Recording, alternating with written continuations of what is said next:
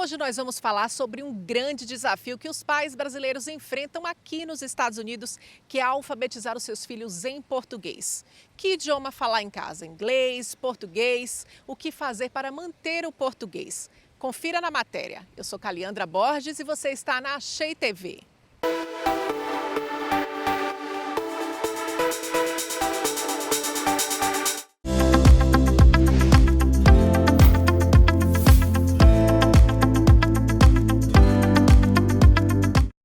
Nicole tem 6 anos, é americana, filha de brasileiros. Conversando com ela, percebemos um português claro, bem falado. Isso aqui é um iglu. Você sabe, às vezes, quando você mora no Natal e tem os pinguins e com aquela casinha de neve? Eu sempre, tudo que eu ensinava para ela em português, eu já ensinava em inglês. Cores, números, as letras, né? Porque eu também pensava que ela ia começar na escola aqui e aí para ela ter também as duas alfabetização, né? Tanto em português quanto em inglês, né? Para Andréia, o inglês e o português da Nicole está bem equilibrado. Eu acho que tá bem lado a lado. O vocabulário dela em inglês é muito bom e o vocabulário dela em português também. Tell me the truth. I'm telling you the truth.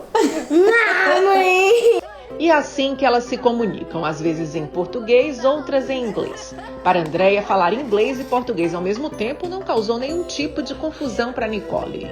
Já Ana teve uma experiência diferente da Andréia. Ela nasceu no Brasil e veio para os Estados Unidos com 8 anos de idade.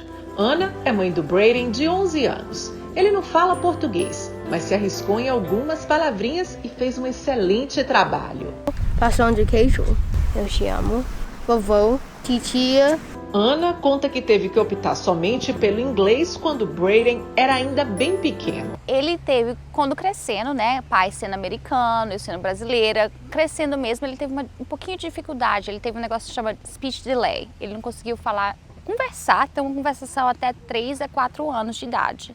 Aí que ele começou mais a desenvolver. Agora que ele tá um pouquinho maior, sim, a gente tá mais desenvolvendo, ensinando ele, eu pego o pão de queijo, ele pão de queijo. Então eu tento falar e ter ele me repetir e fazer como uma rotina de sempre estar me repetindo o que eu falo. Mãe, eu te amo, vovó, titia, então coisinhas assim já decorou, mas ele mesmo estamos tentando ensinar ele mais, dia a dia que passa. Para a Ana, falar os 2 idiomas pode ter contribuído para o atraso na fala do Braden. Eu acho que ele teve uma dificuldade porque escuta o pai falar inglês e o pai não falava português, então eu solamente falava inglês com o pai e eu tentava falar português com ele. Eu acho que na cabecinha dele deu uma confusão, que ele não sabia o que falar. Ele entende o inglês, também o português, mas não sabia como comunicar tanto. Porque eu acho que é a dificuldade das 2 línguas em casa. Para Cristiane Martins, presidente da Fundação Vamos Falar Português e coordenadora do programa de aulas de português, é importante manter sempre o contato com o idioma. Muitos pais querem falar inglês com as crianças para preparar eles para a escola. E eu sempre falo, não faz isso, porque quando eles entrarem para a escola, eles vão pegar o inglês e vão esquecer o português.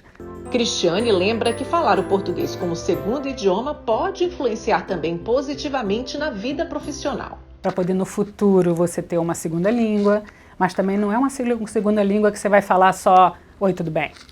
E foi por isso que surgiu a Fundação Vamos Falar Português há 15 anos atrás, que oferece gratuitamente aulas de português para crianças de 2 a 15 anos em Orlando, Miami, Fort Lauderdale, Delray Beach, Hollywood e Pompano Beach. Deu para perceber que os desafios para manter o português na vida dos filhos de brasileiros que nascem aqui nos Estados Unidos são grandes. Mas nada que não consiga ser vencido com paciência, amor e dedicação. What else? That's all. Muito bem. Oi. Fala português.